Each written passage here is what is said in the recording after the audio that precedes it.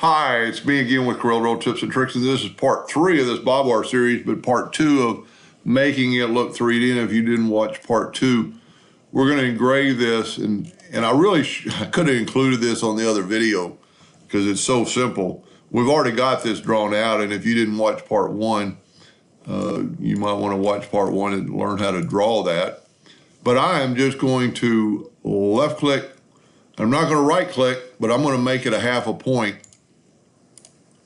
Make it a little bit thinner, and then I'm going to contour because it's all one group, and you see that we're highlighted here, so it's going to work, and I'm just going to hit apply, and look at that. I mean, if you really look at it close.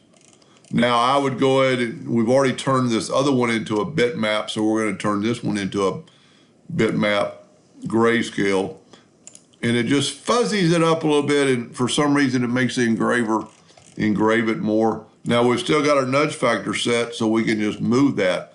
And then we can just make a duplicate of it and move it down, and you can see the bitmap.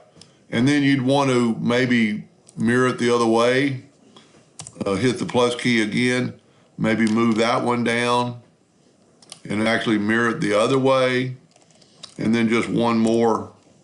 And you've already got the bitmap done, so it's all a bitmap.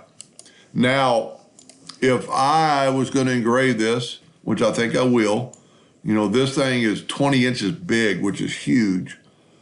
In a 3-day setting, this would take forever to run. So what I would do if I was doing this, I would probably run it all at one time.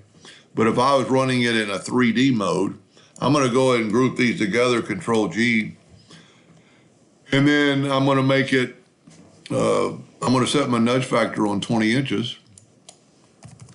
And I'm going to control, well, I'm just going to hit the plus key and then move that over. Now I'm going to Control D and then rotate them 90 degrees. And if you look, they look pretty good. Now the good thing about this, those won't interfere with each other because they well, at least on my laser, this is going to engrave and that other part is not going to engrave. But what I would do if I was going to run this on my laser on a board, and I have it, the dimensions 1, I have the text in there, I would print, I don't have a laser hooked up to this, but I would engrave this all by itself.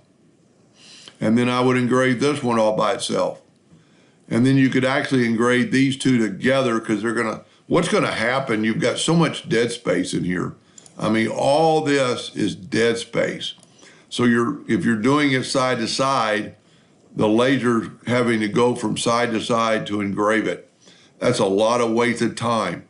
So if you do them one at a time, the laser is just going to go back and forth on each one and not have that dead space. Now, if you do these two together, it doesn't matter. And I use bottom-up engraving. So it's going to engrave this one and then go engrave that one. Anyway, I hope that answered his question, and thank you for watching.